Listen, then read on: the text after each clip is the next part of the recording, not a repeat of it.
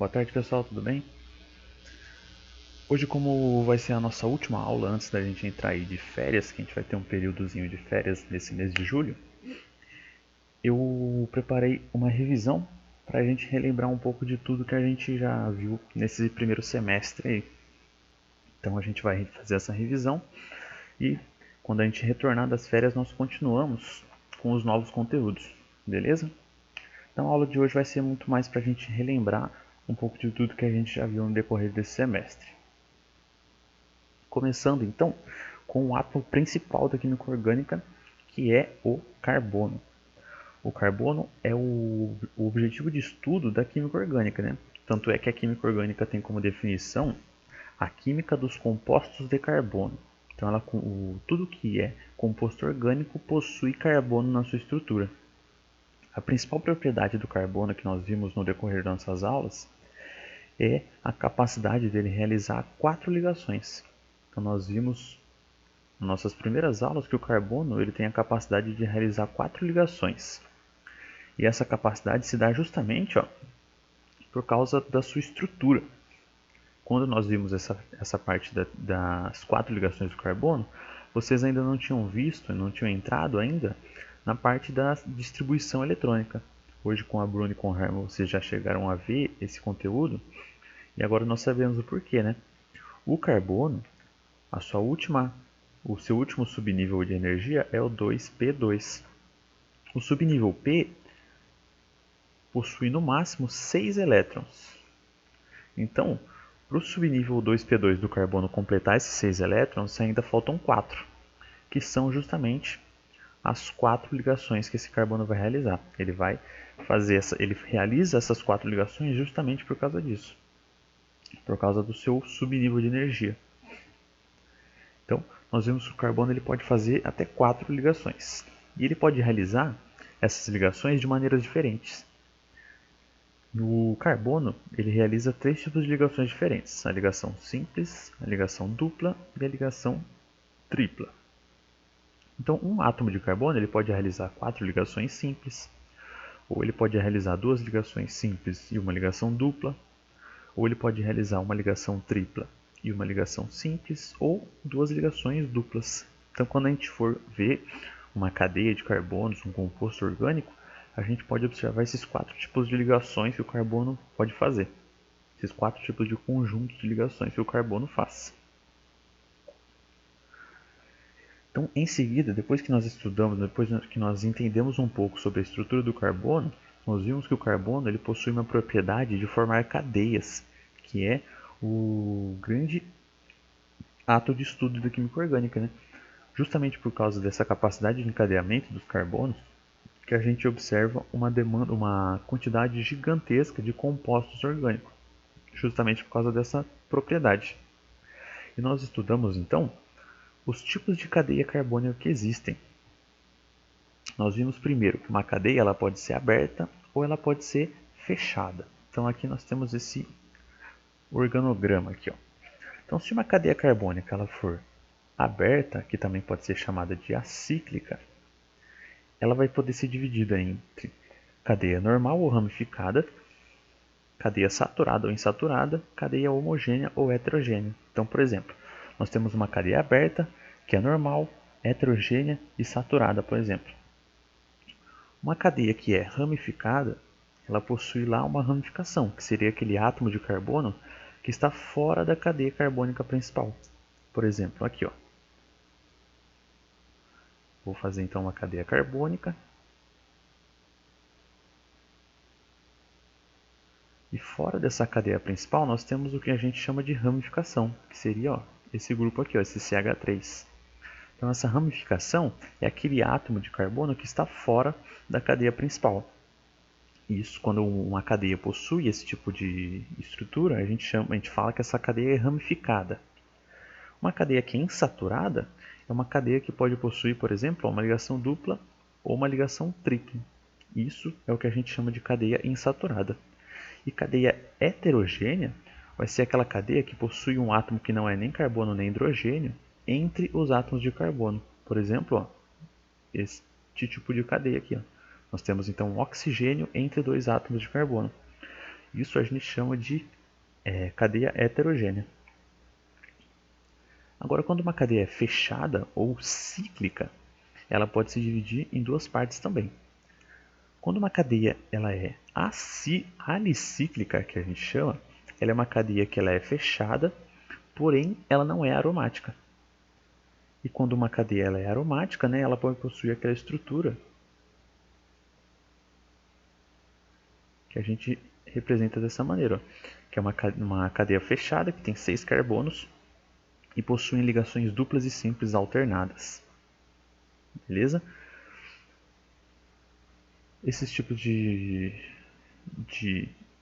propriedades aqui ó, nós não chegamos a ver, mas também uma cadeia polinuclear, uma cadeia aromática polinuclear seria uma cadeia aromática ligada uma na outra. Seria basicamente isso daqui, ó. Por que polinuclear? Porque ela possui dois núcleos. O núcleo seria essas ligações duplas e simples alternadas. Então, depois que nós vimos as cadeias carbônicas, a gente entrou nos hidrocarbonetos, que foi aí a primeira função orgânica em si que a gente chegou a ver.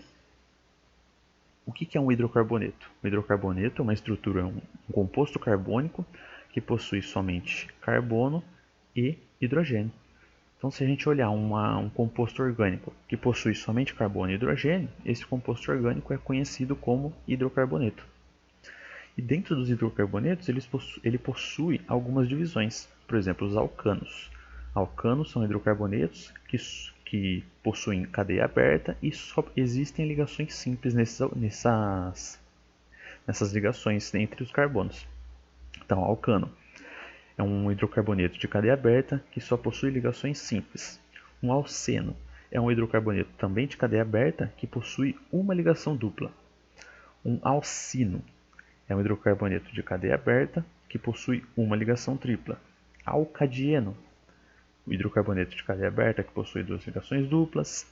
Aí entram ciclanos, que são hidrocarbonetos de cadeia aberta que só têm ligações simples. Ciclenos, cadeia fechada, uma ligação dupla.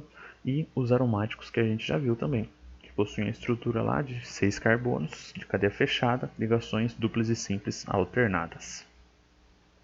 Então depois disso nós vimos a nomenclatura, né, dos hidrocarbonetos.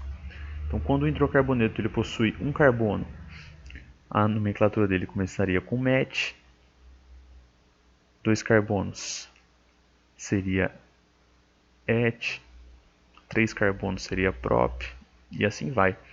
Então, nomenclatura foi uma das coisas que a gente mais trabalhou, né, no decorrer dessas nossas aulas de química orgânica.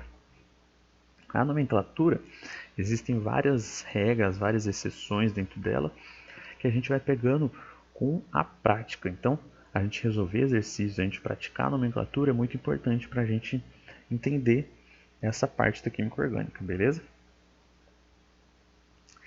E depois dos hidrocarbonetos a gente entrou nas funções orgânicas, que foi aí o que tomou mais tempo da gente, né? As funções. Que existem várias funções orgânicas, então nós vimos cada função orgânica, a gente viu também a nomenclatura de cada uma. E o que eu salientei para vocês nas nossas aulas foi o quê?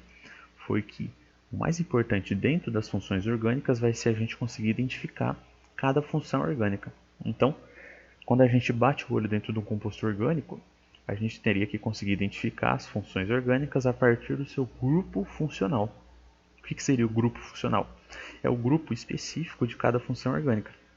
Por exemplo, ó, o álcool, que é essa primeira função orgânica aqui. Ó. O grupo funcional do álcool vai ser a hidroxila ligada a um carbono saturado. O que seria isso?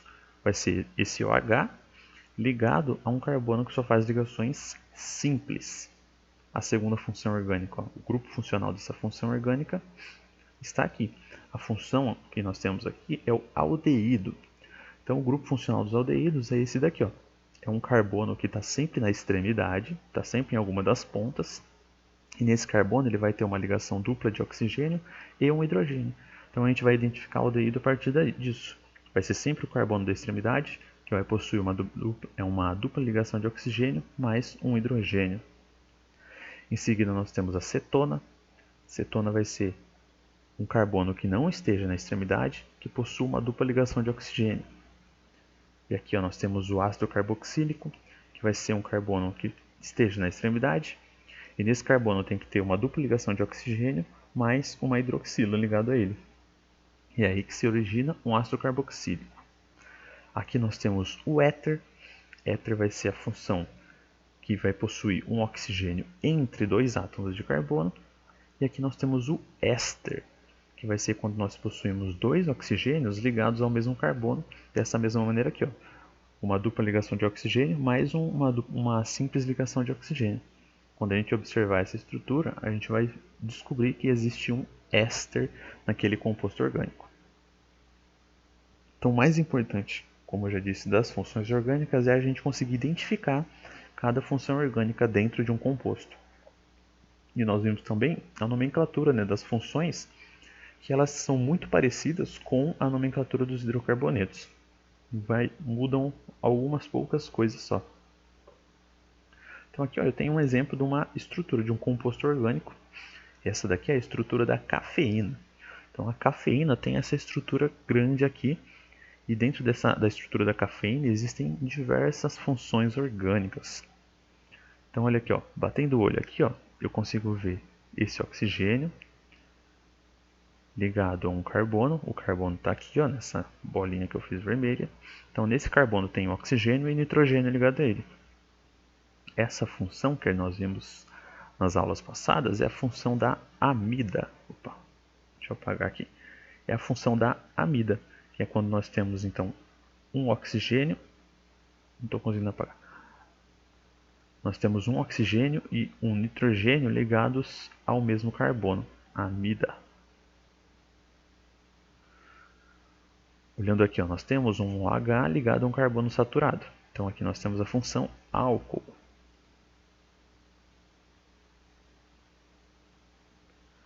Nesse carbono aqui, ó, nós temos dois oxigênios ligados nele. Nós vimos no slide anterior, e quando nós temos dois oxigênios ligados no mesmo carbono, nós temos a função éster.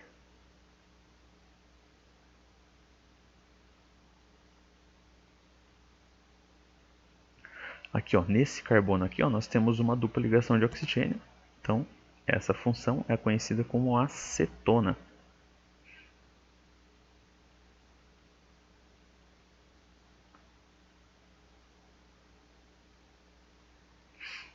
Aqui nós temos mais um álcool. Aqui nós temos outro éster. Aqui nós temos o éter, que é o oxigênio ligado entre dois carbonos. Então, a partir do nosso conhecimento de todas as funções orgânicas, a gente vai ser capaz de identificar cada função orgânica a partir do seu grupo funcional. Foi o que eu fiz aqui resumidamente. Então, como eu disse também nos hidrocarbonetos, existem diversas funções orgânicas. A gente pode se confundir um pouco, às vezes com umas funções que são muito parecidas com as outras, mas as funções orgânicas, assim como os hidrocarbonetos, a gente vai pegar bastante com a prática. Então a gente lembrar, a gente rever cada vez mais as funções, resolver exercícios envolvendo essas funções, dessa maneira a gente vai conseguir pegar a prática e o jeito das funções orgânicas. Então a química orgânica é uma área da química que a gente acaba aprendendo muito na prática, resolvendo os exercícios e praticando isso que a gente estudou. Se a gente ficar só na teoria, a gente vai acabar não conseguindo fixar esse conteúdo. Beleza? Então, pessoal, essa revisão foi basicamente isso.